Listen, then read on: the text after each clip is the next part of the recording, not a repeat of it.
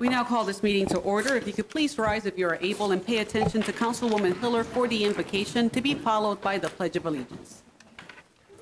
Good evening. I want to introduce to you this evening Father Nikolai Myers. He's the pastor at Saints Peter and Paul Greek Orthodox Church at 2516 Southwest Huntoon, for those who weren't sure. Greek Orthodox Church this church is similar to how many in the U.S. are familiar with different synods or subgroups of U.S.-based Christian denominations. Saints Peter and Paul is an Antiochian Christian Orthodox church, which means it has its roots in the Middle East. Its headquarters is in Damascus, Syria, and it's also rooted in Lebanon, Iraq, Jordan, and Qatar. Saints Peter's and Paul has been in Topeka for 27 years, since 1993, and today has roughly 80 members. They are the only Orthodox church of any denomination in Topeka, and are perhaps known for the annual Greek Food Festival. And with that, welcome, Father Myers. Thank you very much for the invitation to give the invocation. In the name of the Father, and the Son, and the Holy Spirit, one God. Amen. O Lord Jesus Christ, our God, the God of all mercies and compassions, whose mercy cannot be measured and whose love for mankind is an unfathomable deep, as unprofitable servants falling down with fear and trembling before thy majesty, now humbly bearing thanksgiving unto thy deep compassion for thy benefits bestowed upon our city, we glorify, praise him, and magnify thee as Lord and Master and Benefactor, and again falling down in thanksgiving for thine immeasurable and ineffable loving kindness, humbly we pray that thou wilt bless the crown of the year with thy goodness, and appease among us all enmity, discord, and civil strife, that thou wilt give us peace, steadfast and unfeigned love, an orderly disposition, and a virtuous life. With thy blessings speedily guide aright the work of our hands, that it may be a beginning unto thy glory, and deliver us from every evil thing, as thou only art almighty and the lover of mankind. Do thou accept our fervent supplication, and bless the good intent and work of these thy servants, the city council members, that they may begin favorably their deliberations, and may complete it unto thy glory without any obstacle. Do thou assist the members of this council, and direct the work of their hands in the deliberations here about to begin, and cause it to be brought speedily to completion by the power of thy most Holy Spirit. Preserve our civil authorities, multiply the days of their life in unalterable health, and grant them progress in every virtue. Grant thy good things from above upon thy people, health and salvation, and good hastening in all things.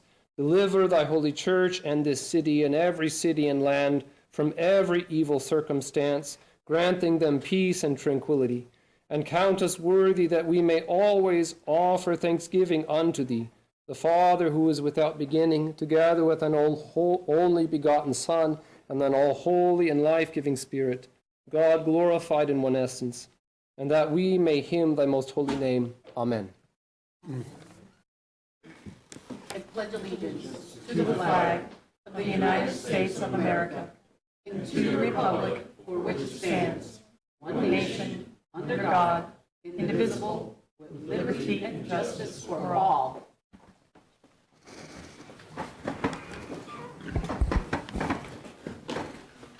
We now move on to the roll call. Mayor De La Isla. Here. Council members Hiller. Here. Valdivia Acala. Here. Ortiz. Here. Emerson. Padilla. Here. Nager. Dobler. Here. Duncan. Here. And Lester. Councilwoman Nager called earlier to let me know that she is busy with a work situation, but she regrets not being with us here this evening. We now move on to the presentation. City Manager. All right. So when we receive the goals and priorities from the governing body, we had a desire to then take them as staff and go through and present information as it relates to our process that we were going to follow. And so staff has conducted that initial exercise. We went through 4 of the 5 main goals. And so tonight, Chief Staff Cochran is going to go through a few slides related to that effort. It's the beginning of a process. We want to make sure that it's complete. At some point, we'll bring back more information, but a lot of it dealt with establishing responsibilities for various staff members for this. So, Bill? Mayor, City Council, City Manager. Tonight, this is going to be a real brief presentation just on what we did and why we did it. And you should have gotten notes, and hopefully you'll have time to review those as we go forward. There were a lot of things going on leading up to this council meeting. So my expectations are you really didn't get through the notes, which is not a big deal. But just want to let you guys know that we are working on your goals and priorities, and that's kind of where we're at. So we had a work group session that we held on April 28th at Kay McFarland's garden there at the Topeka Zoo. And we brought together all of the department heads along with the city manager, and we discussed the goals and priorities. So one of the things that we really wanted to talk about is what we wanted to do. We wanted to inform the governing body that we are working on to achieving the goals and priorities, to assess the strategic visions and goals of the governing body to make sure city departments are aligning their mission with that vision and the goals, provide the governing body with an assessment and feedback on the vision and goals from the city staff, and then address any questions the governing body may have to these points, to what city departments are doing to achieve those goals and visions. So again, here are real quickly, the 5 goals and visions, priorities that the governing body outlined for us and where they want to take the city. So one of the things that we wanted to do decide what was the purpose of the getting together. And again, it was to identify what departments play a role in each one of the strategic visions and goals, identify what community partners play a role in those visions and goals, what our current processes and initiatives that we have going as it pertains to each one of those strategic goals and visions, and then areas of improvement through those strategic vision and goals. And are there any strategic vision and goals that we can't meet? They just are ones that are past what we're capable of doing, and do we need to readdress those and talk about that? As the city manager said, we talked about 4 of the 5. The 4th one was not addressed, and the reason for that was because of the timeline and time constraints, and I wanted to make sure that we did discuss number 5, because at the time I felt that was a little more of a priority. And so our goal, our expectation is we're going to get together here in the very near future and then go over number 4 as a group. So that's really, in a nutshell, what we did on April 28th and discuss those vision goals. So tonight was really just kind of let you know that we have them, we're working on them, and we're trying to align those visions and priorities with each one of the department's missions and goals and their vision. Any questions for Chief of Staff?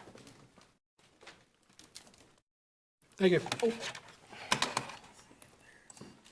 Did I hear somebody? Any questions for the Chief of Staff? Okay, thank you very much for your presentation. We now move on to the consent agenda. Item A, if the clerk would read. A is a resolution introduced by Councilmember Sylvia Ortiz granting Randy Wheat an exception to the provisions of City of Topeka Code Section 945-150 at C concerning noise prohibitions. B are minutes of the regular meeting of May 18, 2021. There's a list of cereal malt beverage applications that was distributed, and staff is recommending approval. You have heard the consent agenda. What is the pleasure of the governing body? Motion to approve. We have a motion to approve by the deputy mayor. Do we have a second by Councilwoman Ortiz? Comments or questions on the consent agenda? Seeing none, we proceed by voting. Councilmember Duncan? Yes. Lesser? Yes. Mayor De La Isla? Yes. Councilmembers Hiller? Yes. Valdivia Aquila, Yes. Ortiz, Yes. Padilla, Yes. and Dobler. Yes. And Council. All right, Mr. Emerson. Yes. So we have 8 yes. Oh, Mr. Dobler. Can I vote twice? Yes. Thank you. With a body of 10 with 1 missing. We have 9 yes. All right. We now move on to the action items. Item A, if the clerk would read. A is an ordinance introduced by City Manager Brent Trout, amending and repealing outdated business license requirements and fees in Title V and adding Section 915-285 and amending Section 1020-080 of the Topeka Municipal Code. City Manager. Thank you, Mayor. Legal and city clerk reviewed various sections of the city's ordinances for your consideration of repealing. We discussed the proposed repeal sections at the May 18th meeting, and staff conducted further research on some of those items and provided additional information to you related to the root of those issues and how they're managed. Tonight we present these repeal sections and amendment sections of the ordinance for your consideration. We had this discussion last week.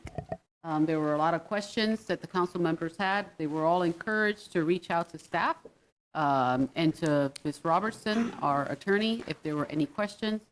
At this point in time, we have this as an item for approval.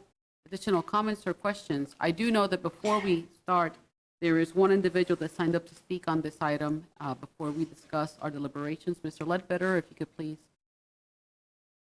approach. Yes, sir.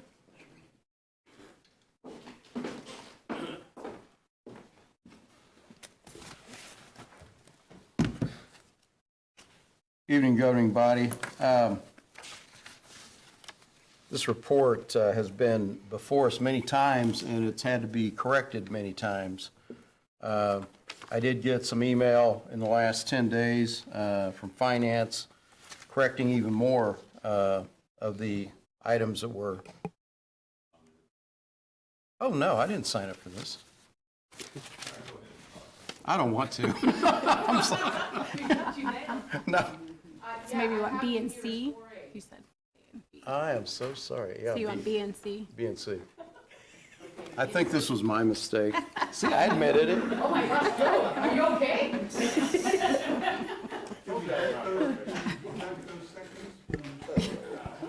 23 seconds.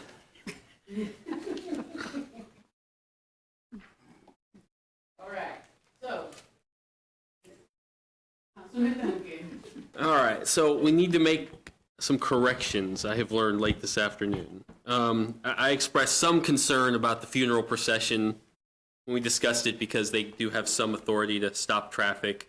And I guess I don't know what the final language is. I guess if that's here in the blue. But if you look it up, 2 things. It's 8/2010, not 80/2010. And it's not actually the Department of Transportation that issues those. It's actually under state law, the Department of Transportation requires them to register with the county, who then has to issue it. And I did call the county today to make sure they actually do that, as opposed to not. And they said they do, and it goes to their emergency management section. But they say as far as they know, most of the individuals who do that do register with the county. So my concerns are covered because I now know the county is taking care of it, which covers us. But whatever that language is, we just need to correct it, since technically it's the county that issues. I don't know how we would reword that. But under state law, the county issues it, blah, blah, blah, blah. Councilmember Duncan, I made a note that in line 865, we would change 80 to 8. That was a Okay. typo on my part. Okay. So, So it may also need to say the permit issued by Shawnee County as directed by state law or something to that effect. So, okay. other than that, I'm good with it. But my concern of last week is knowing that the county's got us covered, we can make that change and repeal the most of it and make that change.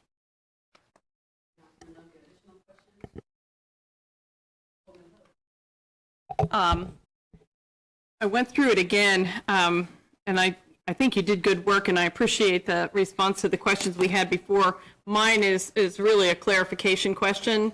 On the secondhand dealers, what we're doing is, instead of deleting something, we have regulation for auctioneers, and we are adding secondhand dealers to that. Am I reading that right? No, Councilmember Hiller, the secondhand dealers, actually, the chapter's called secondhand dealers. And there, in the fee section, there's a separate license fee category for auctioneers. So what we did is we looked back at the secondhand dealer. We couldn't find auctioneers anywhere as a separate chapter. So what I did was circle back on the secondhand dealers piece, and auctioneers are listed in 2 sections within that particular chapter. So they are addressed. We just wanted to clarify a little bit that was the case, and they were addressed in secondhand dealers. I have to go look at the exact change here.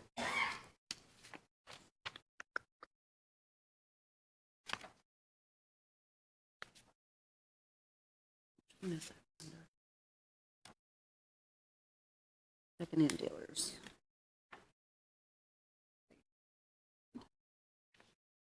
All it is including a reference to auctioneers in the 2 sections of 5.140, 050, and 060. And did I miss it? Do we have information about how many secondhand dealers licenses we issued? I don't think that we included that information because we did not propose repeal of the secondhand dealers chapter or license fee. This all deals with repeal. But we just made this particular change because we're not proposing auctioneers be repealed, but we wanted to make sure that they were cross-referenced in the appropriate place in secondhand dealers. So it was a little bit hard to find them. We had to do some searching. Okay. Because it seemed of value to have them licensed, or at least to have PD know who. And so Yes. needed clarification. And there's cross-references on the statutes that we pulled in the state statutes that require the city to provide a license Okay. to auctioneers. Thank you. Just a clarification. Appreciate it. You're welcome. I know the only other one we talked about in terms of a public safety issue was the haunted house issue, since those tend to have a lot of people can go through them. Who knows what their setup may or may not look like and materials they're using. So I guess I have a question for whether it's staff or the fire chief. If we don't require licenses and you're driving down the street and you see a haunted house, do we have any other authority to knock on their door and say, hey, we would like to make sure you're meeting any sort of fire codes for this establishment that you've established? I think we do, and based on what I remember the discussion before, we have the authority, and when it was written, we have the authority to be able to do an investigation to ensure that they have proper egress set up within the, but I'll let Craig clarify that if it's incorrect. That is correct. They have to meet fire code. They'd have to put it in, apply for a business license if it's a change of occupancy, which it would be.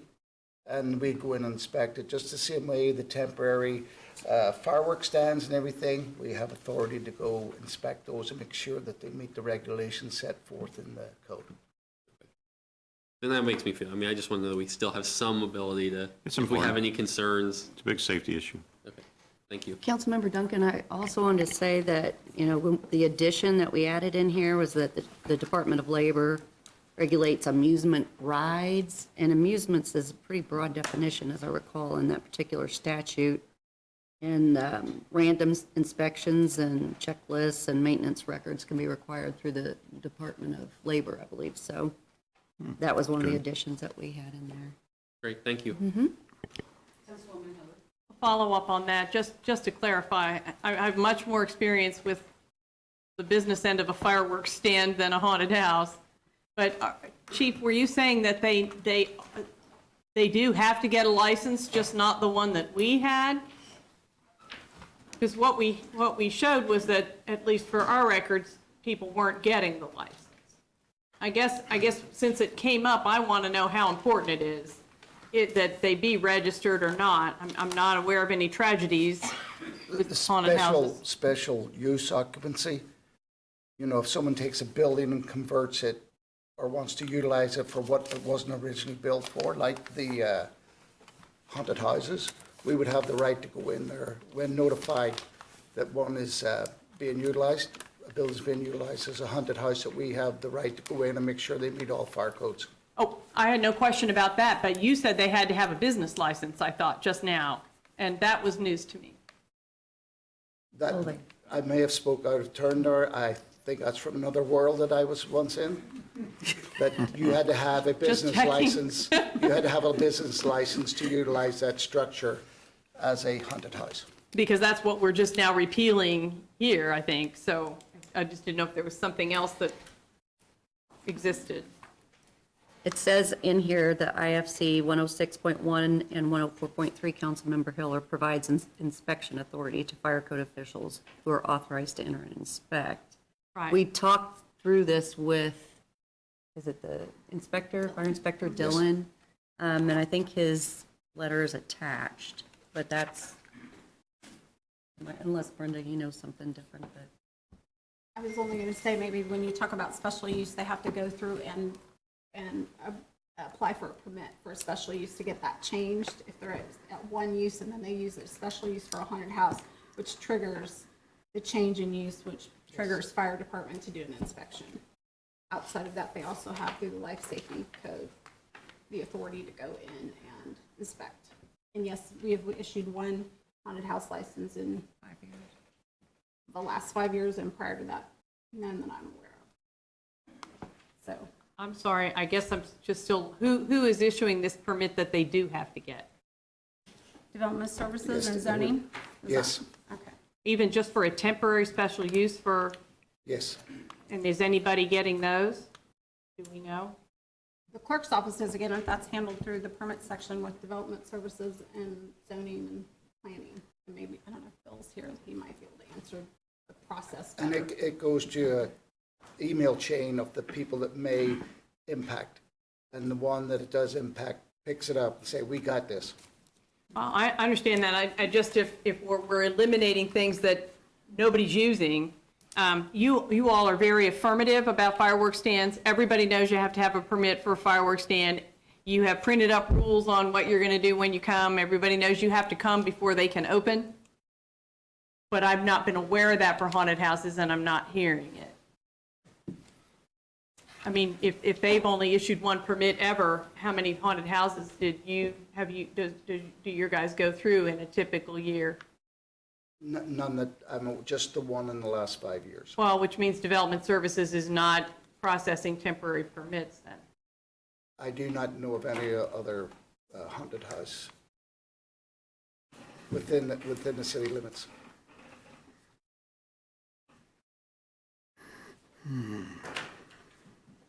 Yeah, guess if it's important to affirmatively go through them, fine. If it's not,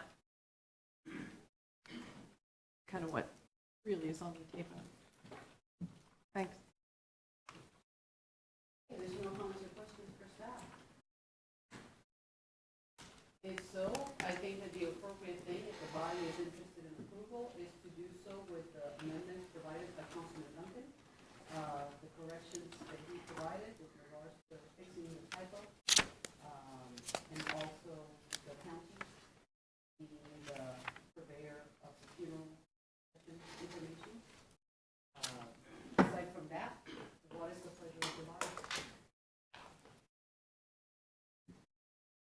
Is that in the form of a, would you like to make an amendment to that effect? Yes, can we make that an amendment? Propose that amendment to make those language. I move that amendment. Okay, we have a motion and a second to amend the document. One of them is, as stated, 80. Thank you for that. One of those amendments is to change an 80 for an 8, and the other one is to change the purveyor of the licenses for funeral processions, which is not the Department of Transportation, but it is the county. We have an amendment on the floor that has been seconded by Councilman Dobler. Do we have any other questions? And if not, we proceed by voting on the amendment. Councilmember Lesser? Yes. Councilmember Hiller? Yes. Valdivia Aquila? Yes. Ortiz? Yes. Emerson? Yes. Padilla? Yes. Dobler, Yes. and Duncan. Yes. We have 8 yes, motion passes. All right, now we have an amended document. Do we have a motion to approve that document as amended? So moved. Councilman Duncan makes the motion. Do we have a second? Councilman Dobler seconds. Additional comments or questions? Seeing none, we proceed by voting on the amended document. Councilmember Hiller, Yes. Valdivia Aquila, Yes. Ortiz, Yes. Emerson, Yes. Padilla, Yes. Dobler, Yes. Duncan, Yes. and Lester. Yes. We have 8 yes, motion carries. All right. We now move on to item B in the agenda, if the clerk would read. B is a resolution introduced by City Manager Brent Trout authorizing and adopting the 2022 to 2031 capital improvement program and the 2022 to 2024 capital improvement budget and approving project budgets. City Manager. Thank you, Mayor. I want to thank the Finance Director, Budget Director, and both Public Works and Utilities staff for the work they've done providing the research and additional information to the governing body on the proposed CIP and reviewing the existing projects. I want to thank Chief of Staff for helping to organize and move that through the system. The CIP budget that we presented for approval today provides targeted financing for some of our biggest needs within our city: street repair, utility improvements, and building repairs. The borrowing that's proposed is prudent given the available general obligation debt service levy, capacity, and current utility rates. Staff stands ready for any questions you may have tonight regarding this proposed CIP budget. Thank you, City Manager. Comments or questions for staff? Councilwoman Hiller? Thank you, Mayor. I think people know that I've spent a lot of time on this and really have struggled with what, given where we are, what the right thing is to do at this juncture. What I don't have any specific amendments to the budget itself, but what I do have is a set of proviso proposals. We did that last year. It seems that at this juncture where we have uncovered a substantial amount of backlog dollars, both already bonded and cash for projects, some of which are over and some of which are continuing. We're also at a point where we've had some additional revenue to put into our debt service fund as well as our general fund, that this is a good time to talk about making a transition, saving money, basically. We're looking at an operating budget that is going to be really tight, and so making sure that we optimize the amount of cash that's available for the operating budget, both for this year and in the future, seems critically important. So the provisos that I have, well, first I wanted to thank the staff, because the staff has done a lot of homework for the entire council, and it's been tremendously helpful, I think, to all of us to kind of paw through the legacy that we got from some prior years as well as the challenges of this year. The purpose of my proposals then is twofold. One is to clear the maintenance and annual renewable expenses from bonding to make room in the CIP, in the bonding part of the CIP, for strategic investments and major projects, which we all see on deck. And second, to minimize the bonding and save that money for the operating budget. And I would point out, just as a simple example, that for each $1 million in annual debt that we incur, it costs us at least $170,000, even with low interest rates and a short term. And that is the equivalent of 2 to 3 jobs. So the net goal of working on this budget, to me, both the CIP in combination with the operating budget, is to provide an excellent environment in our city and all essential services without raising taxes. To do that, besides the plethora of things that have gone around, 3 points of things that have happened recently that are worth keeping in mind It appears from all of the readjustments and project closeouts that we will have a minimum of $2 million additional dollars that will be deposited into the debt service fund due to closing of projects. It's going to happen over the next 3 to 6 months as the staff is working to close out, but at least $2 million more. We do have new COVID money coming in that may give us the ability to replenish lost revenue in the parking fund and also do substantial utility work, which I know city manager is working on this, which we hope will include putting the streets back on top of whatever we dig up. And third, the city manager has included in the latest release of the CIP proposal a report with reported additional year-end fund balances for our funds, his recommendation to contribute $3.9 million from the debt service fund surplus for fire station maintenance and repairs, which have been very important to folks. So the expectations and provisos that I would like to propose are in some different categories of the fund. First, in public works, streets and related projects. We've talked a lot about curb and gutter. In working with the new Public Works Director, Mr. Jackson,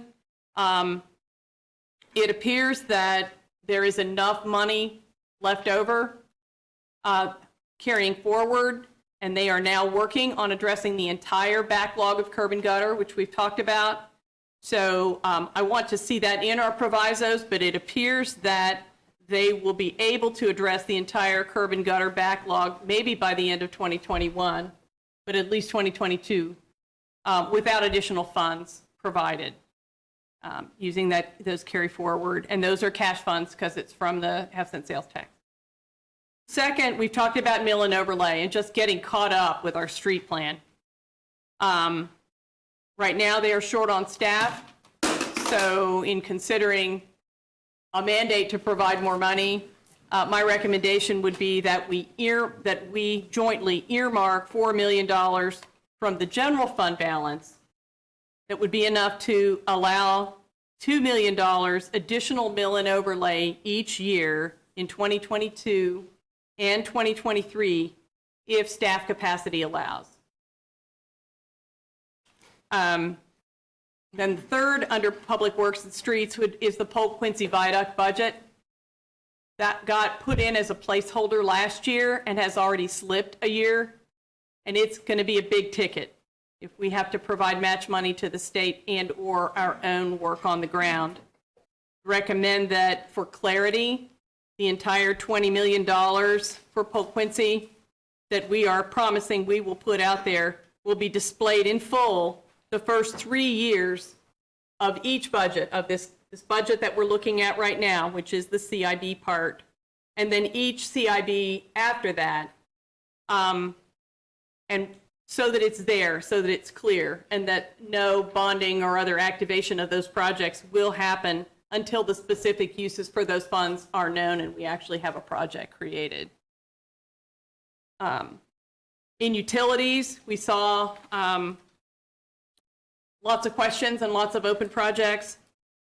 The proposal for utilities, the first would be in terms of funds carry forward, that the $100+ million identified as available funds from prior years would be, and of that, $42 million is already bonded. The rest of it is cash commitments. At least I've been advised that available fund amount be brought forward and used in 2021 and 2022 to complete projects, which the department has said they were looking at, offsetting bonding and current cash needs for new projects to the extent possible.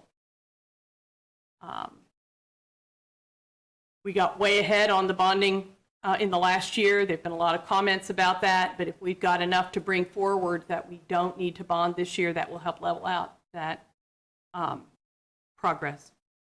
And second, for utilities to have a migration plan, to request that the staff draft a plan to migrate the annual repairs and rehab programs, which total over $24 million each year, to migrate them totally out of revenue bond consideration.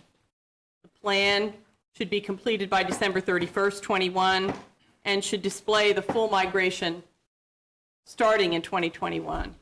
Again, that should be easily possible.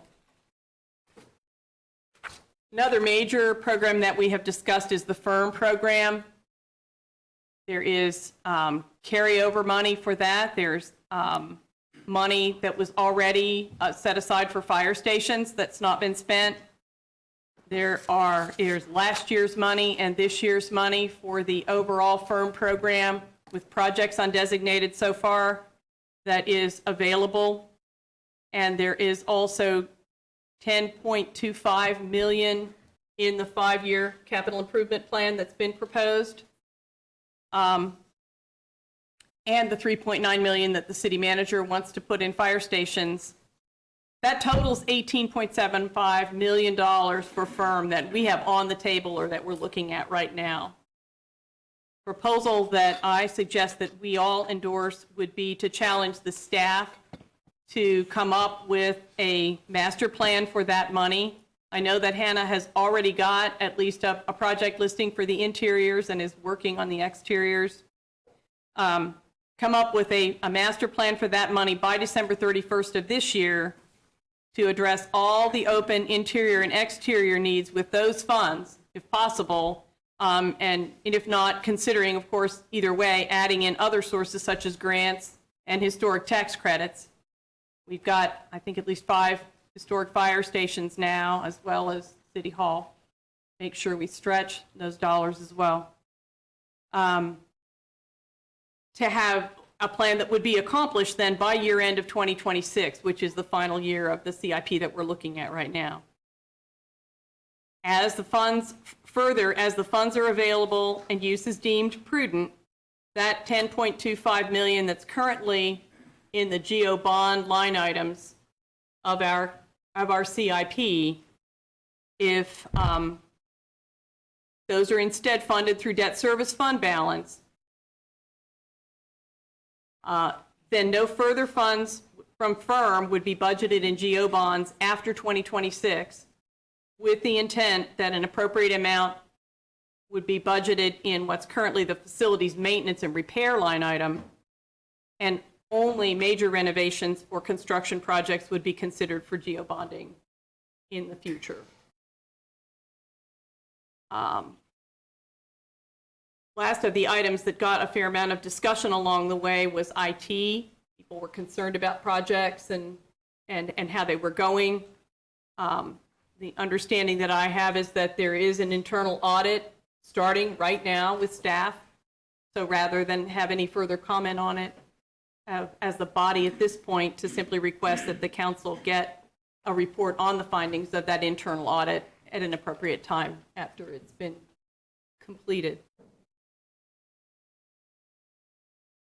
And then last, some overall requests, recommendations for future. 1, project status reports. After we kind of did the deep dive, the discovery and deep dive into the project history, we got an offer from staff that the project status reports could be offered more often and separated from the quarterly finance reports and turned around more quickly and more often. Suggestion, and I have vetted this with some of my colleagues, is that having them stay in the quarterly reports and tied to the financial reports is fine. Recommend that it stay that way. 2, in terms of itemized sub-projects, that in future CIP proposal books, for those line items that start out as annual grouped items, that items such as alleys, mill and overlays, various utility groups, to request that staff display the expected list of projects for the first year in that upcoming CIB in the project description sheet. It can be tentative, subject to change, but at least identify where those projects would go. That gets the whole council apprised right away, and if there's any issues about equity or whatever comes up, they can be dealt with up front. Third, if the staff could develop within the next 3 months and then share with the council new administrative procedures that would prevent the project languishing that we're now working through from happening again. And last, migration plans overall. In addition to the migration plans itemized already, that a request that migration plans be started for all annual or repair and maintenance line items prior to the end of 2021 so that they are ready for 2022 and the start of the 2023-27 CIP process. And I do have this that I can send to those that are online and then the staff as well. I have a couple more print copies here.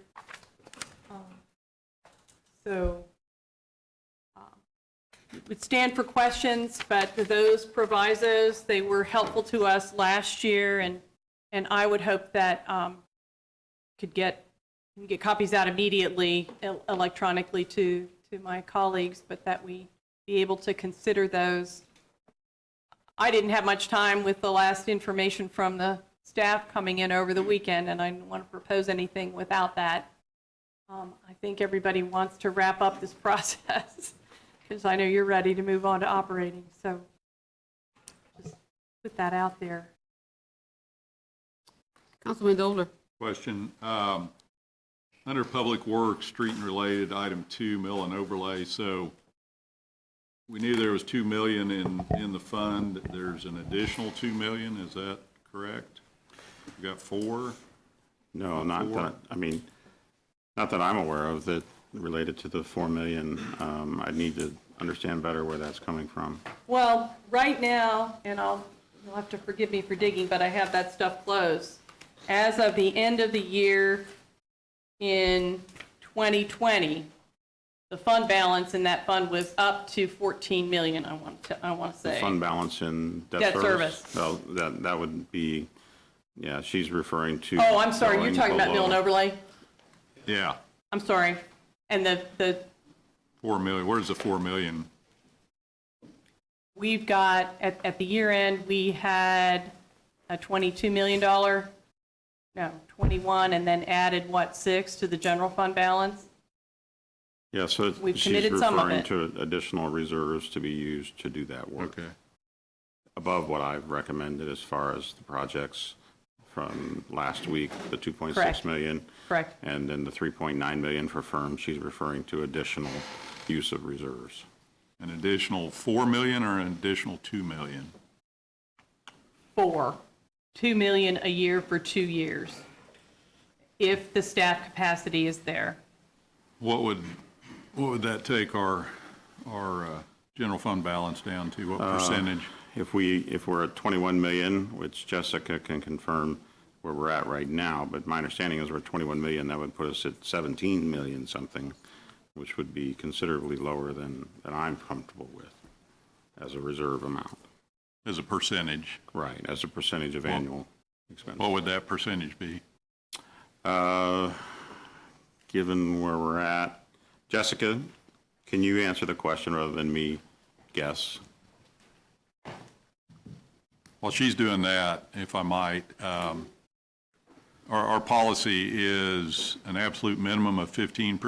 Correct. We strive for 20%. Right, we strive for 20%, and we're in the 23%, if I remember correctly, right now. Okay. And that's part of the reason that I was willing to recommend the additional use of reserves from the surplus that we had this year, because you were at a comfortable amount. Your recommendation would take us down to what percentage? It kept us at our current percentage that we're at right now. 23%. Right. Okay. And so, I mean, we had discussions with Jeff White, our financial advisor, and based on information that he's provided, we really need to stay at the level we're at. That many of the organizations that we reference, when they evaluate our bond rating, they like to have us really at 30%, but they value where we're at already with existing capacity and how we've handled our finances. They're comfortable with us at this 23%. If we go below 20%, they probably will not be as comfortable with the rating that they currently give us, and we would likely receive a downgrade in our rating. That's been made clear. Jessica? So if I understand it, I think it would be about 17%, so it would be above our minimum, but below our target. And one of the reasons some communities have lower fund balance and are still able to maintain their rating is that ratings are really based off 4 items. One of our strengths is our finances. Our fund balance allows us to have flexibility in the event of a crisis like we saw this year. So while we can't guarantee that it would be a downgrade, Jeff absolutely did say that the lower the percentage goes, the harder it is to keep our rating. Other questions? No, I'm good. Thanks. Councilman Duncan? I guess I just have a comment, just random comment piggybacking off of that. I guess if that's the case, then at some point, we probably need to have a conversation about our thresholds and how we've set them. But as of today, we've set them at 15 and 20. And I absolutely understand why the finance people always want the more you got on hand, the better for them, and us too. So I understand that rationale. But whether it's this, we use that 3% for this or something else, I mean, I guess my response would be, seems we have 3% at least. If we could argue 7 if you want, to play with is not the right word. But so I guess my comment would just be, I mean, until we have a better conversation about where we want to set those thresholds moving forward, we've set them, and I think it's reasonable for us to have a conversation that works within those thresholds we've already established. So that would just be my comment. I would agree. I mean, if we set it at 20, but now we're saying 30, then we get to 30, we'll say, hey, how about 40? Wouldn't that be fantastic? I mean, Right, at some point. I understand your position as it relates to that, but I think that what we've worked on since I've been here and probably prior to me is maintaining the 20%. The 15% is our absolute minimum. And I get that. I'm comfortable with 20%, but, you know. But I agree. If our goal is to get 20%, but we're at 23, and we've got streets that are falling apart. Yeah. Well, and I think that is a very important discussion to have, no doubt. I mean, I think we have to decide what is our limit, what are our needs, and does it make sense to take the chance of a downgrade related to that in order to complete work? And if it happens, it happens, but realize that the priority is to complete the work that we see as needed and take that chance. And that may be a reasonable risk to pursue as it relates to the need for the work. But I think that's a longer discussion at another time. And that would be a decision of the city council, correct? Correct. You set the policy as it relates to bond, as far as our debt service policy, yes. Correct. Debt policy, excuse me. Other comments or questions for Councilwoman Hiller? Councilman Emerson. Thank you, Mayor. I just wanted to say, I actually had a very long conversation with Karen, well, a couple times over the last couple of weeks on these. And first of all, I do support these provisos that she has come up with. I know it's a lot of information tonight for a lot of people to digest, but realize I've had the, I've had the ability to talk to her over the last couple of weeks on these quite a bit and take a deep dive on them. So, but as far as this thing we're talking about right now, you know, at some point we have to show results on the streets. There was an article in today's paper, I'm sure everyone saw, talking about we spend, is it $2 million a year fixing potholes? And we got to realize if we can get ahead of streets, we can start having millions of more dollars a year available if we're not going out patching potholes. People would rather have a smooth street than a street with all the potholes filled on it. So, yeah, I am in favor of this additional $2 million over the 2 years for mill and overlays, because in my opinion and my experience in this industry is that's the best bang for the buck. You get the most streets done for the best value, and it's the longest lasting treatment other than reconstruction, which is terribly costly. So I do support these. Other comments? Councilwoman Hiller.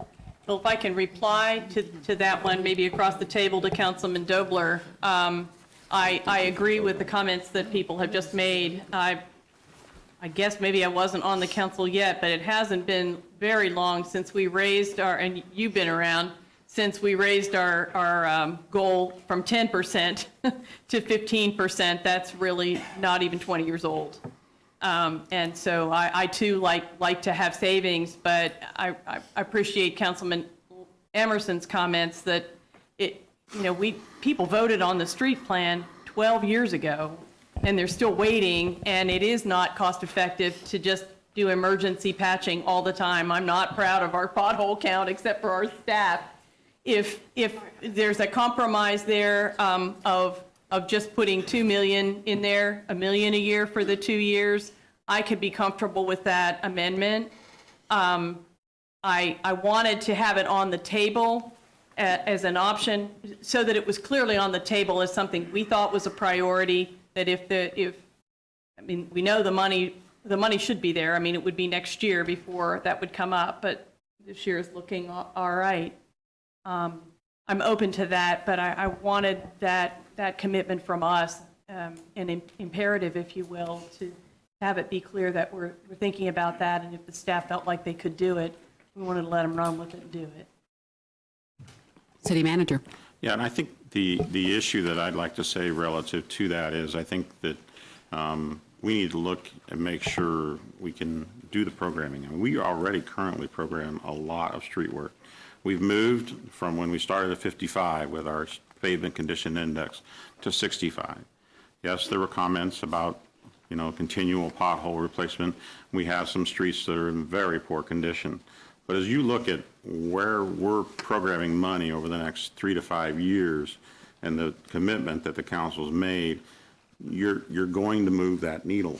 And I know it may not seem like you're moving it as fast as you want to move it, but you're programming the money towards that. Now, adding another $1 million and making those changes, maybe that moves it a little faster. I see that concern, but you have been addressing the requests of addressing streets, and the needle is moving. And so I don't want you to think that we're not making progress, because we are. But we still have the complaint that exists, and I recognize that. And so we'll do what we can in order to move it even faster. But I think we want to make sure that with all the competing interests that we have, we analyze the expenditure that we might make out of reserves, because once we spend those reserves, they're gone. And that is just to make sure that we have a good, lengthy discussion about how we're doing that. I think we can look at having longer discussions at a policy and finance level and at a public works infrastructure committee level to see these provisos vetted in such a way that we make sure that they're what the group would like to see as relates to. And I know some like what they're reading here, and I appreciate the work, Councilwoman Hiller, but I think that these are major things, and some of these actually could be an issue as it relates to providing requirements on future councils. And so we need to be careful as we approve provisos such as this, or consider them, how they bind future councils regarding expenditures of money. And so I think that's something that we need to pay attention to as we consider these. In addition to that, City Manager, I'd like to add that I appreciate the hard work. The challenge that I have with this is that we just received a 2-page document tonight. And if staff would have done that to us, I think that the response to staff would have been, why did we get this at last minute? Now we're having to make a determination on this, and we've been working on the CIP for months. So personally, and this is just me personally saying that for the respect of the council to have enough time to sit through this and vet all of these documents, and for the staff to be able to have enough information to reply forward, I don't think that today is the day for us to sit down and take a look at this document when we came prepared to potentially make a vote on the CIP. And that's just my concern, because we don't like to do policy on the fly. It's never successful. So, Councilman Duncan. Question for staff. What number gets us to 20%? Gets to 20%? What's that dollar amount? Well, we roughly have about $100 million budget. And so, I mean, you look at it as 20 million. It's in that neighborhood. I meant the difference. Oh, how much we could spend? Is it 3 million? I mean, if it's not 4, if 4 takes us down to We'd have to know the whatever, exact figure. 17%, what number is 20%? It depends on the expenditure for that year, because I believe that's how the policy is written. So we'll get that number for you, based off of the 21 budget. But what I'll say, rather than the percentage, because as much as finance likes to have a fund balance so we can respond to a crisis, we're not trying to build it just to build it, right? So I think we've shown that this year as well, in recognizing there was a surplus that we were anticipating, providing what we thought were great options for that use. So I guess for me, it's less about the percentage and drawing it down, but thinking about how can we use it for those one-time purposes? Because if we start building it on just mill and overlay, what we don't want to do is then take that out of a budget, like a capital budget, and so then you're starting to have an issue in terms of being able to fund it the following year. But I'll absolutely give you that number, give you an idea of what bringing it down to 20% looks like.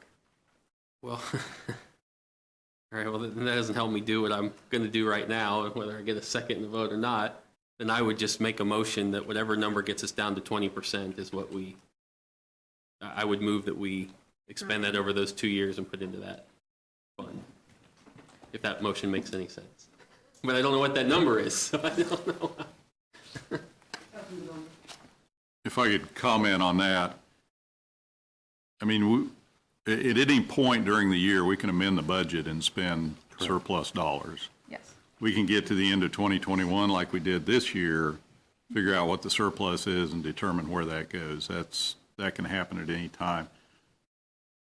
I think we need more time. I think we need to pass this tonight. We got to quit screwing around. We got other things to do. We need to roll this. But we need more discussion over the next 2 or 3 months on our debt position, what our long-term debt looks like, some sort of pro forma. I saw the information that was supplied a couple of weeks ago about revenue debt from our utilities that has doubled, perhaps, or more over the last 10 years. Understandable. We're taking care of an old infrastructure. We've raised rates to meet that. We need a really good understanding where we're going with long-term debt, whether the 8 million or 9 million cap is where we need to be, whether we need to adjust that. So I'm going to suggest, and maybe I suggest maybe this takes care of part of that, is let's spend the next couple of months before we get heavy into our operating budget, and whether it's the Policy and Finance Committee or the Infrastructure Committee, it doesn't matter. Let's get an understanding of where we're at and where we're going and what the reserve really means, and where, at what point during the year do we look at the 23% and say we can take that down to 20? Here's our pressing need for this year, and move that money into that place. So I don't know if that's a motion or just something we can ask staff to do, but I don't know that I can support that until I have a better understanding of where all the dollars line up. Thank you. And I would support that also, Okay. as long as that's what we do. Absolutely. We do have Councilwoman Valdivia Alcala patiently waiting. But City Manager, Yeah, I if think, you could, I and then think what Councilwoman you're Valdivia proposing Alcala. is good, and I think that, we prepare that information, staff has that information. We do that type of work, Jessica does that type of work when we're preparing to have a rating call. We know where we set. We know what the amount of money we have available from our debt service levy. We know what our laddering of our various debts are. We know when things are going to be falling off. We have significant debt that's going to come off in 2025 with the completion of a couple of bond issues that we're having to carry the load with the TIF for College Hill and also the Star bonds. That's going to give us some extra capacity. But we started already building in that as staff as we look at how we build this. So we need to give that information to you to understand the work that we've already done at the finance level to be able to give you say, yes, we can do 11 million per year. That work was done in order to tell the governing body we can do 11 million per year and not have an issue as it relates to funding our debt. So I think that's a great opportunity for us to show you what we do on a regular basis with staff to manage that and bring you up to speed on where we set both in the general obligation area and also the revenue side. Councilwoman Valdivia Alcala. Thank you, Mayor. Please don't forget that you have 4 council people out here on Zoom. For some reason, I have gotten a couple of emails that it is not showing up that folks can see. So it looks like we're not there even when we're speaking, I think, from what I've been told. So with that said, it's being this is only the second round into a CIP process and just receiving this information today, this is almost like looking at one thing and then seeing what you were given with the CIP with the other and going, okay, which figures am I supposed to believe here? And I know I'm still in a learning curve. So while there are things that I think are good in this proviso documents that Councilwoman Hiller has, I just don't know that I would be ready to vote on things that are so major and so numerous, because I do not know if with this 2-page document that's been received, if we vote on these individually as amendments, if we vote on this as one package, or what have you. And just having received this, about half an hour before the meeting, I'm just not comfortable with it. So I think I'm hearing that sentiment as well with some of the other council people. Thank you, Mayor. Thank you, Councilwoman. Additional comments or questions? Councilwoman Hiller. Well, I wrap this up. I appreciate the conversation. Mayor, I hate this last minute stuff. We didn't get, I didn't get the calls that I was supposed to get from staff last week. I spent the weekend on this. We didn't get our last information from staff until after 11 p.m. on Friday night with a Monday holiday and nobody available. So I actually got my questions answered over the course of the weekend. The staff has been fabulous about all this. I felt that it was imperative to raise these issues, so we got them moving, and we did. If it's premature, which I certainly understand, I have all on this group don't like to get things at the last minute, much less something that's 2 pages long. But there was no other choice given the timing of the agenda and the timing of the staff providing information. Again, we're all working our way through this. We had a lot blow up that nobody expected, and here we are. So if what we've done is broken open the option of spending time in committee on this to really work it, that was my goal. I don't know that this has to be voted on per se today, but it needs to be something we own and work, and that's what I'm hearing from you as well, City Manager. So whatever is the right thing to do to keep it moving. Councilman Dobler. So really, with the exception of the additional $2 million towards mill and overlay, which we've already talked about, nothing else in this document actually changes the CIP. Is that correct? Even that wouldn't. We could do that at any time. To be added. Yes. Okay. So- Yes, and if we needed to do more money, we'd need to vote on it. Right. Yeah. So we can move ahead with the CIP and take this, whether it's through the committee structure or individually or however that happens, because they're very good recommendations, I think. So with that being said, unless there's other public We do comment. have public comment. Okay. I did want to call Mr. Ledbetter.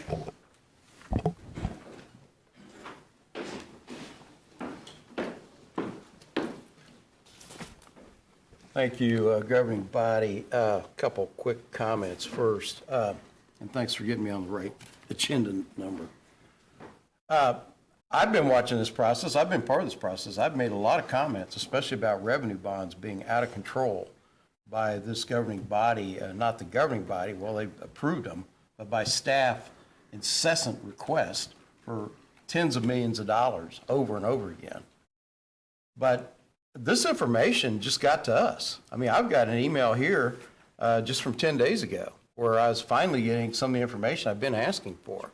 So I definitely wouldn't pick on the council on this. You know, if you bring this stuff up in February, I think it started in February, these reports should have been accurate back then.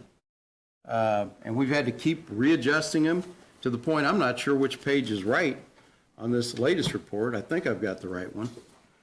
The second thing I want to say is whenever you're doing reserves, 15% has always been adequate. 20% is good, that's fine. But I clearly heard 23 million was what we had on a $100 million budget tonight. So I just wish staff would just answer the question sometime and quit going into long dissertations and explanations and just answer the questions that the council asks. I am very concerned about the revenue bond borrowing that we are doing, which is, in my opinion, way, way over the top. But on this CIB, I want to focus in on something that really concerns me, and I've been saying this for several years. We are not placing the exact streets and blocks of what we're replacing in water lines. We have not done that. I continue to ask for it so that we can track it and make sure that the staff is actually doing what they're claiming they're doing. 2 years ago, I went to Braxton, and I asked him how many miles we had done, and at that time, the CIB was calling for 3 miles a year, and I said, that's not enough. We've got too many breaks. And that year, I think it was 2018, and maybe it was 17, we had only gotten 2 miles done. So I want to know the size of the pipes. I want to know, are we doing this in the distribution areas? Are we doing it in the neighborhoods where there's 200 miles of pipes that are deficient in acidic soil that's unwrapped, it's not PVC? I went and checked all this stuff, okay? I've actually done my research. And I want to know, when are we going to start replacing those pipes that are causing us the most breaks? We're at 5 times the national average of breaks. And at some point, you've got to start solving problems, not just throwing money into columns and saying, oh, we're going to fix it. At $6.5 million a year, I'm not convinced. I've got to have some leadership. I've got to have some benchmarks where I know what you did. We would not accept that out of the street department. You hear what the people are screaming about the street department. So I'm not going to touch them tonight, but I am going to talk about these water lines. We have got to be specific. We've got to have the streets. We've got to have the blocks. We got to know what size pipes we're replacing. Are these the distribution lines or the main lines? I want to know more information, and I want to see actual progress done year after year and a report every quarter. Yeah, we just replaced so many more miles. Yeah, we just replaced so many more miles. I want to see that. I also, in dealing with the utility department now, trying to understand this incessant demanding of more bonds and more rate increases, I'm thinking that years ago, the utilities were under Public Works, and maybe we need to reconsider that, put them back. So we've got a lot more scrutiny of that staff, and we can finally get these problems solved. Thank you. Thank you for your comments, Mr. Ledbetter. Mr. Dobler, you were about to say something. I'll make a motion to approve the CIP. Do we have a second? Councilman Dobler makes a motion to approve the CIP. Deputy Mayor Padilla seconds that motion. Final comments? Seeing none, we proceed by voting. Okay, council members Valdivia Aqua, Yes. Ortiz, Yes. Emerson, Yes. Padilla, Yes. Dobler, Yes. Duncan, Yes. Lesser, Yes. Mayor De La Isla, Yes. and Pillar. Yes. We have 9 yes, motion carries. We now move on to item C, if the clerk would read.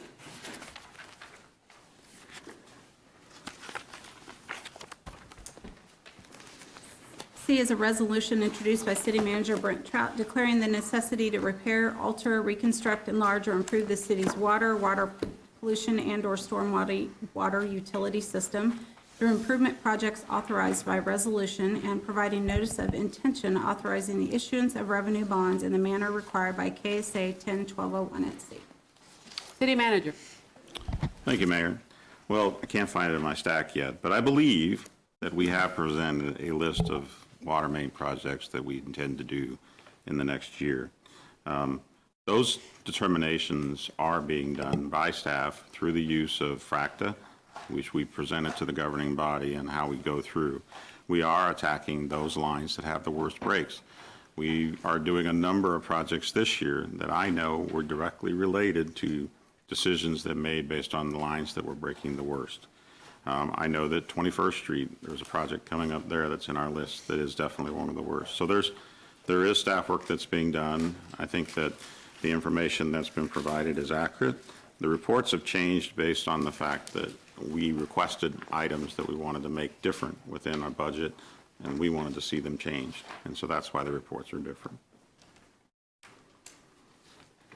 And this relates, the real issue is this relates to the revenue bonds that we need to have approved in order to do the work that's coming up in the CIB. Questions for staff?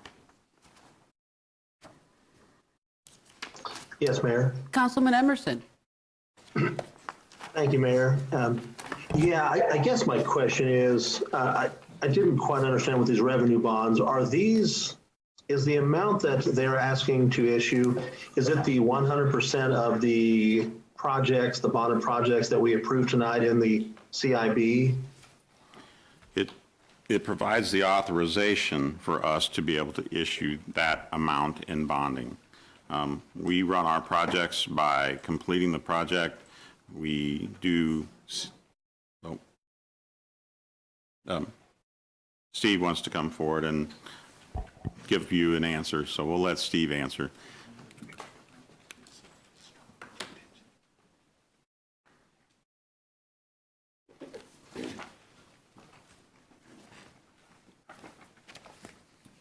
Go ahead, Steve. It's for 1 year. 1 year on the revenue bonds. 1 year of revenue bonds. Thank you, Steve. Thank you. And if I could ask a follow-up question, please, to Mr. Wade. Yes. So that is for 1 year, it's for the 2021 amount then, is that correct? Or, excuse me, 2022 amount? Yes, sir. Okay, and we're supposed to be receiving these, I don't know what the acronym the federal government's using, but basically COVID money. And I understand that, can you hear me okay? Yes, sir. It's the ARP. Thank you, Mayor. In the event we get those, I guess my central question is, we won't go out tomorrow and issue these bonds, correct? It'll only be after the projects are done that they're issued, is that correct? They are not going to be issued right away. That's correct. Okay, because again, my concern is that these funds coming from the government, which the acronym the mayor just said, might offset some of the need for borrowing, I guess.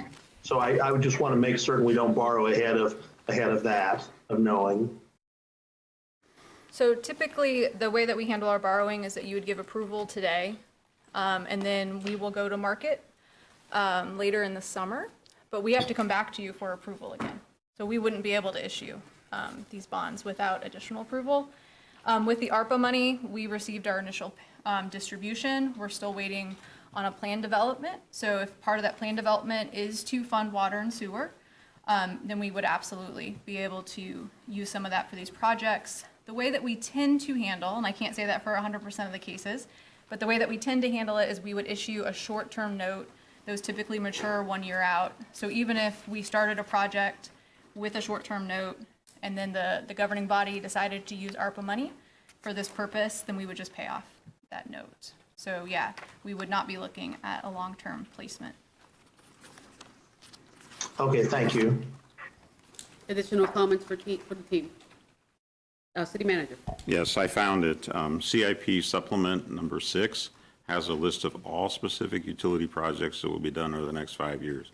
So as it relates to all streets where water main would be done, the various collection system sewer projects that would be done, and it lists by year where that work will be done.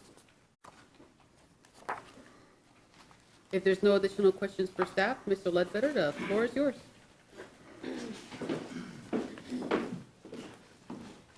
That's good, Manager. I just filed a core request for that, so I'd like that to be sent to me and made part of the record. I am opposing this revenue borrowing, not because revenue borrowing or revenue bond borrowing is wrong in and of itself, but I'm looking at charts that were given to us very late in this process, within the last 2 weeks, that show we've gone in revenue bonds from 147 million in 2016 to 271 million and some change just at the end of 2020. That is a more than doubling of those bonds in just a very short period of time. We wouldn't dream of doing that with our GO bonds. I think that, I'm not going to use the word reckless, but I will say that it's time to start vetting these numbers much better and having these discussions. And also of our reserves, including our reserves in these utility funds, which when I looked at some of these numbers, and I hope they were accurate, that we were over 50% in some of those. Borrowing or trying to have huge reserves so you can get a point or a fraction of a point off of your borrowing cost really doesn't make a lot of sense, because that money should be used for the projects you told them you're going to do them for. You should be putting it into infrastructure, not into the bank. You should be actually fixing the water lines, and I look forward to seeing that list, because when you do that and you replace those whole areas of water lines, then you have operational costs go down because you're not having so many breaks. Did I say that we're at 5 times the national average for our breaks? That should sink in.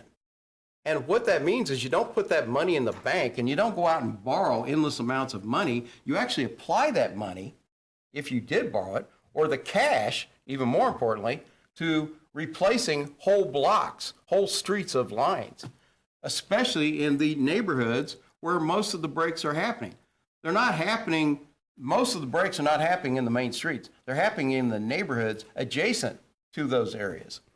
Like Oakley that was done last year, finally. And it had been breaking for years.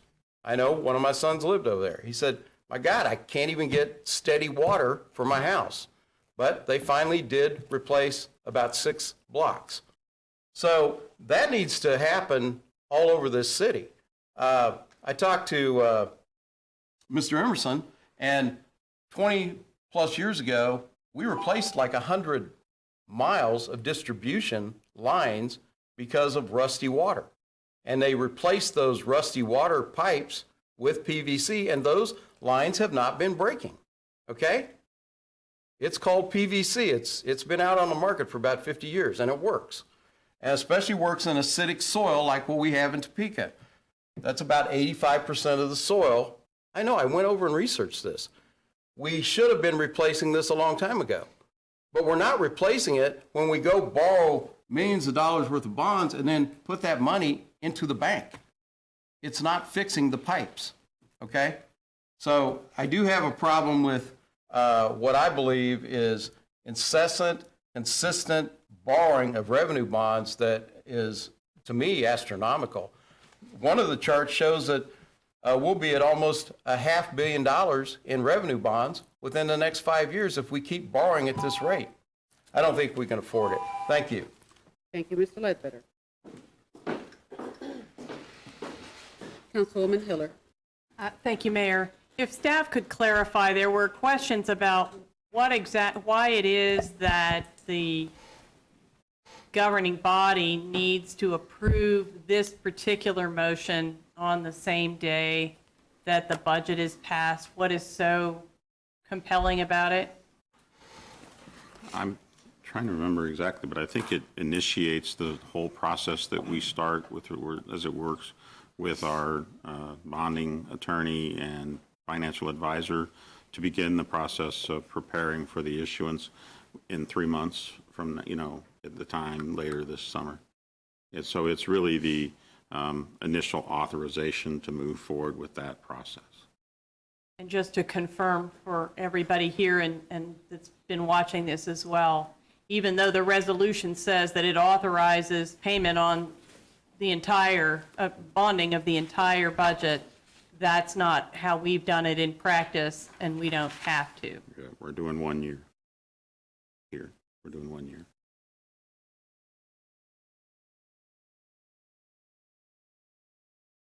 So we're bonding everything for a year?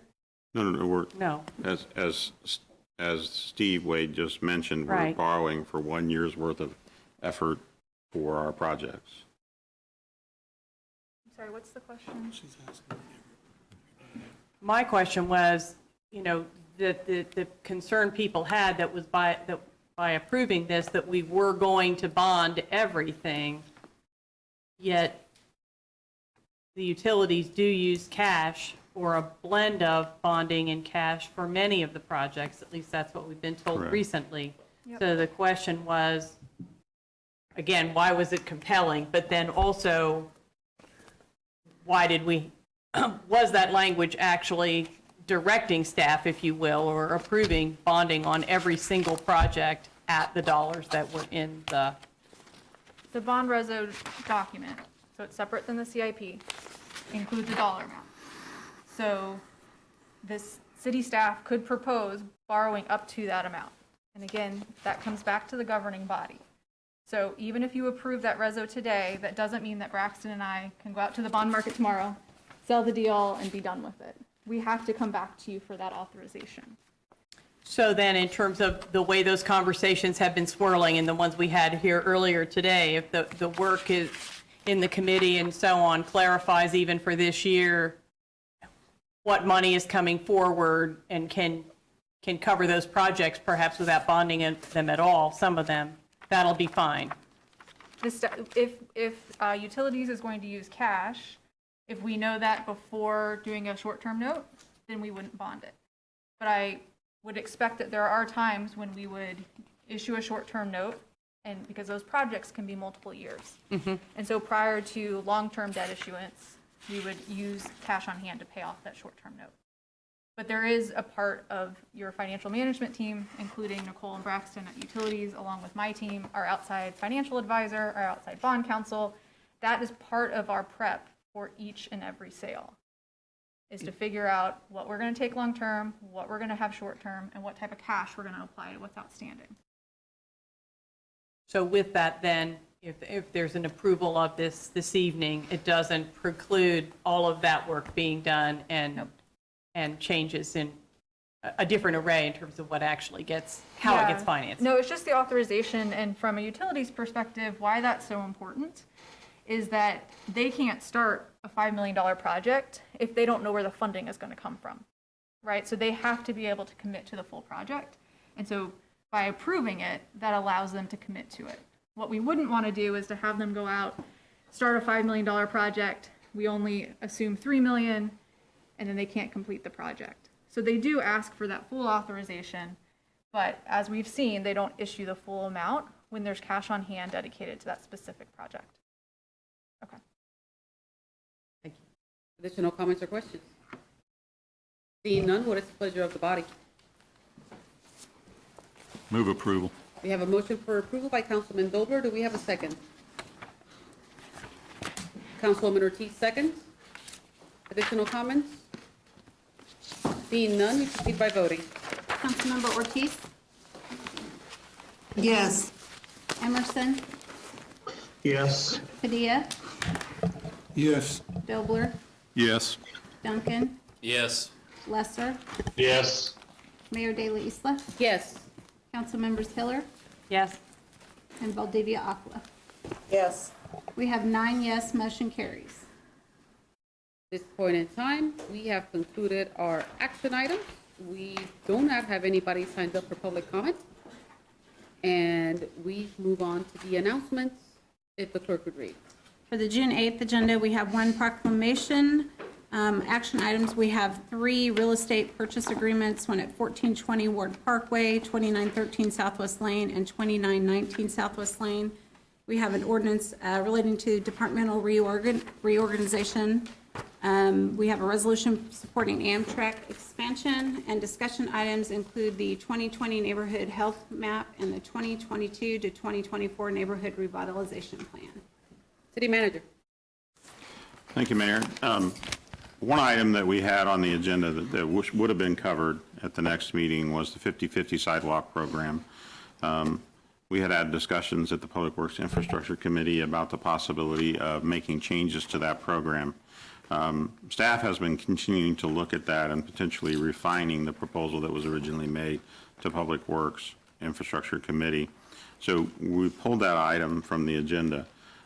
And what I want to say most of all is that the 50/50 program will continue as it currently is for the rest of this year. So this is not going to harm the opportunity that individuals may have as it relates to participating in the 50/50 program. This decision, not having brought it back before you to have a discussion longer, feel like it's better that we put it out there that we're going to run the program the way we have, and then we'll have a further discussion and refinement as how we look at going forward in 2022 with the program and whether the changes that we're proposing meet with approval of the governing body. And so in order to ensure that we don't confuse folks, that they get worried about being able to participate in the program the way they've been used to, we're going to hold off on having any type of change within regards to that program. I think that's a better way given where we're at in the current year. I think that's the better way to handle it. And then we'll eventually bring it to the Public Works Infrastructure Committee for a review again, and then back to the governing body if that's what public infrastructure wants to make as far as changes, if they agree that they want to make changes. So I wanted to make sure people understood that since we had originally planned that that was the meeting that we would discuss that. Thank you, City Manager. I just want to say thank you to our staff, to our finance staff that has worked so hard over the last few months to make sure that all 10 of us are having all of our questions answered, even through the weekend. Just thank you. I know that you have 10 different minds that you're working with 10 different requests and concerns, and all of those things stem from the concern that we have to make sure that our community continues to thrive. City Manager and Chief of Staff as well. Thank you so much for all of the work. Obviously, as you heard today, the work of the CIP is definitely not done. We will continue working on this and working on thresholds and making sure that we continue evaluating this. But I just want for you all to hear how much we appreciate all of your work. Thank you very much, Councilwoman Hiller. Councilwoman Valdivia Alcala. Thank you, Mayor. Just wanted to say a couple of things. I'm newly serving on the Public Health and Safety Committee and really excited about that. Karen and I were the only ones at the meeting while Neil was out gallivanting somewhere. Vacation. On vacation, but we're sure that it was well needed. At any rate, I am excited and hopeful that one of the 4 things that we'll be focusing on will be code compliance, because we need to do something. I know that I have over 500 open cases in my district, and I know that I am hearing from constituents that don't have code issues, that are LMI folks, poor folks, whatever, that they're getting tired of seeing this in their neighborhoods as well. So I'm hoping for invigorating conversation, but more than that, policy that we can help craft that is going to make a change in these districts that need it the most. Because it's a public safety issue, it's a public health issue, we all know that, and we just really need to change something because it's not working, what we're doing right now. So I'm excited to be serving with the folks and be working with staff on that. Also, for the second year, I'm on the Social Service Grants Committee, and I just want to remind people that are watching, because the agencies know, we spent the money to go with a third-party contractor to take some of the workload off of city staff, and I was not for it, and I changed my mind because I saw how United Way was working and their customer service approach, and I just want to remind not only the folks that I serve with on the committee, which I think are in agreement, but also city staff, as well as the agencies and United Way, that our goal is customer service, and that's as it should be. Our goal should be for transparency It should be for timeliness in communication and to understand as this role shifts with the city, to understand exactly what the city's role is as they have handed this off to a third-party contractor. We understand that there are still some glitches in the system, and we ask for agencies to be patient with us. But the bottom line is these are tax dollars, and we are meant to service the community with them. And so again, I'm glad to be on that committee and for us to be working ahead on it. And I just had to say one more. My granddaughter's turning 10 years old, Kennedy Marie Lehman. Love you, baby. Thank you, Mayor. Councilwoman Ortiz. Thank you, Mayor. I want to congratulate all of the middle school kids who will be graduating this Friday. Special shout out to my grandson, also known as grandson number 1, who has been on this journey with me for the last 14 years. He'll be graduating from Chase Middle School, and I wanted to congratulate him. I also wanted to say happy birthday to my youngest granddaughter, who will turn 1 tomorrow. That was a blessing. She was born during COVID, and she was born a preemie, but she is feisty and she's growing. Yes. So I just wanted to say that. Went to a lot of graduation parties, and there's a lot of graduation parties still going on. So just ask everybody to be safe and to make sure you're doing what you need to do. Also wanted to remind everybody about the ticket or click it that's still going on. So we want to make sure that we slow down. And if you get a ticket, Mr. Henderson has a lot of money, so go ahead and call. Mr. Henderson, AKA Councilman Emerson. Yeah, if anybody gets any tickets, just call me and I'll pay them with a generous loan from Councilwoman Ortiz. No, I just wanted to echo, I think several have already expressed their appreciation. The staff did. I know a few weeks ago, probably our frustration, I think on all sides with a lot of these piled up projects and stuff, that was not the doing of any of their present staff. It kind of boiled over, and I really appreciate they worked their butts off over the last 3 weeks or a month. So I really appreciate that. It's still not perfect, and I know we all know that, but it's never going to be perfect. So I really appreciate that. Also, I was surprised that Councilwoman Ortiz did not say something, but even though the school is not the best high school in, yeah, I see her. Even though maybe that school is the best high school in 501, in my humble opinion, I would like to congratulate the girls softball team from Topeka High on an undefeated season. That's pretty dang impressive. So congratulations, Trojan, as much as it hurts me to say that. You can come over if you want me. Hold on, come on over here, Jeremiah. And also, one of my kids here, Jeremiah Smith, got 3 first place finishes this week for Shawnee Heights at 5A State, the 100, the 110 meter hurdles, and the 200, correct? So the fastest boy in Kansas.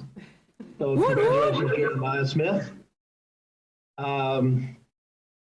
Lastly, something very near and dear to my heart, the air show is coming to Topeka at the end of this month. 1 second here, I do not want to tell you the wrong dates.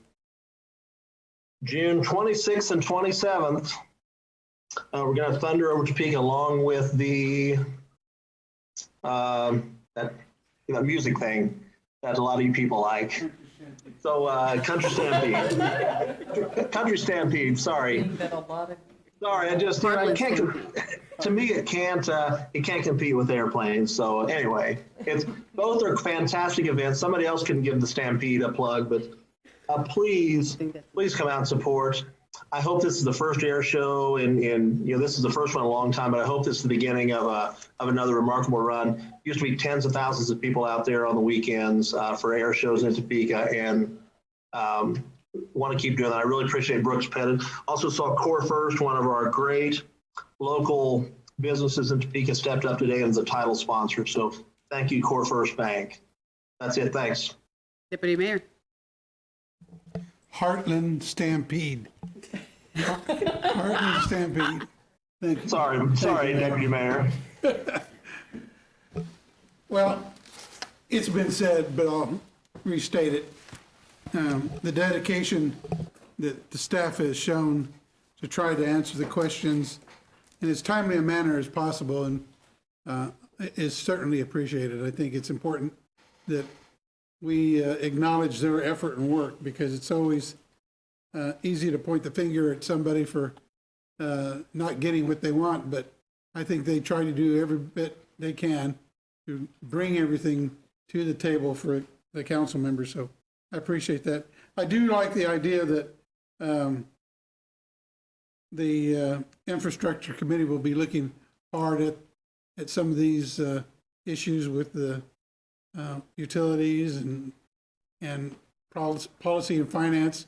Will be looking hard, because I think those committees can really make these these council meetings run more smoothly when they've had the time to look at all this information that is presented.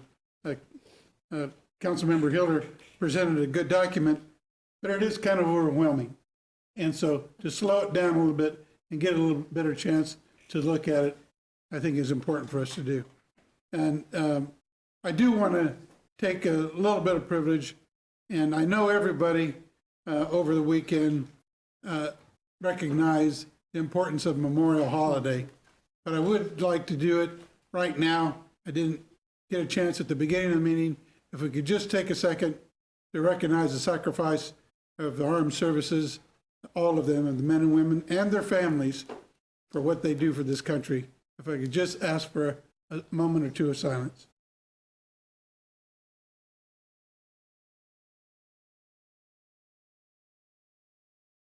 Thank you, Mayor. That's all. Councilman Dobler. Thank you, Mayor. Obviously, it's been said, thanks to the staff. I worked on a number of CIPs years ago, and this has been by far one of the best I've seen as far as presenting information concisely. All of the staff responded with, in-depth research and good responses to a lot of questions. So it is really appreciated. This is a big deal. This is a lot of money. It means a lot to this community to have professionals that understand infrastructure, understand finances, all of those type of things that need to go together, really just to keep the community working. So very much appreciated. Thank you, Mayor. Councilman Duncan. Thank you, Mayor. A few things this evening, although I'm going to audible a little and add a couple quick things because they've just come up here. First is, I guess I say thank you to the city manager and whomever else was staffed to putting the 50-50 program till we figure out what's going on and hold the rest of the year. I had requested that presentation. I think what I will do, though, I think part of that discussion brought up a conversation or at least some clarification we as a governing body may need on authority or roles of these committees if something's going to be presented to them and an affirmative or non-affirmative vote is actually taken, what then happens to that? Because I think that created some of this confusion, and I will make some official request to legal for some memo to help us try to clarify that. The second thing is, while I would support if we have some actual discussions on changes in policy and direction we want on our bonding and debt discussions and utilities, I would encourage us to have several of those presentations here in this room at governing body meetings, because I think there's a lot there. And I think the underlying necessity for us to all 10 of us understand what's happening better before we get it into a committee that may then use that to make some recommendations would benefit us to making those decisions a little quicker. I think it also helps the public understand the largesse of the projects that we're undertaking in these hundreds of pages of documents that we get. So that would just be my 2 cents and recommendation on that. Now for what I was going to say. I'm going to butcher this name because I think I always do, but if you watch the CBS Sunday morning show, you would have noticed that a Topeka was there, and I'm going to pronounce Chris Grand Montaigne with Warehouse 414. They did an article on vintage furniture and the circular economy as we went into COVID and you buying things online. And they were one of 2 or 3 that they highlighted across the country. And it's quite the operation, and it obviously caught the attention of CBS enough to put it on their Sunday morning show. So there's another win for Topeka and a business here in town doing great work. It's sad, but it's part of the changing economy that we exist to see that Wolf's is going out of business. Absolutely understand their reasoning and rationale and the business challenges they faced. They are not a failure of the economy per se. They have been here for almost 100 years doing exactly what they intended. But as things changed, their business model just became a little more archaic, as sad as that is. It's even sadder because my family purchased their first VCR there. And because of that, VCR, I was able to watch Star Wars. And in fact, my 5th birthday party was a Star Wars watch party. So we set it up as a movie theater and was able to do that, courtesy of a VCR purchased at Wolf's. They were huge. They were 2 parts, and kids did it. My son will have no concept of what a VCR was, and especially what one looked at. But so thank you to Wolf's for all their years of service in this town. Sorry to see them go, but I know the family and all the employees there have a good future ahead of them. Lastly, Lewis Toyota is not in my district, although it touches my district. And actually, my car is at their collision center because I'm not always the greatest driver, but that's a whole nother story. But I wanted to thank them they created a $25,000 grant this week for local youths who want to participate in sports, for kids who can't afford it, who can access funds. And so thank you to them, and I think you can get some information on their website. And so if any kids need to access some grant money to participate in local youth sports, thank you to Lewis Toyota for doing that. Thank you very much. Councilman Lesser. Nothing tonight. All right, we do have an executive session this evening. If the city attorney could read the parameters. The motion is to recess into executive session for a period of time not to exceed 15 minutes to discuss the acquisition of real property as justified by KSA 75-4319B6. In order to aid the discussion, the following individuals should be present: members of the governing body, City Manager Brent Trout, Chief of Staff Bill Cochran, Administrative and Financial Services Director Jessica Lamondola, Utilities Director Braxton Copley, and myself. No action is anticipated to be taken when the open meeting resumes in the governing body chambers. We have heard the parameter. What is the pleasure of the body? We have a motion by the Deputy Mayor, a second by Councilwoman Ortiz. And at this point in time, we proceed by voting to go into executive session. Council members Emerson, Yes. Padilla, Yes. Dobler, Yes. Duncan, Yes. Lesser, Yes. Mayor De La Isla, Yes.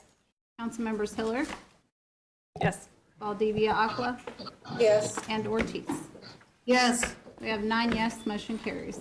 All right, we will recess for 5 minutes while we vacate the room and then enter into our executive session.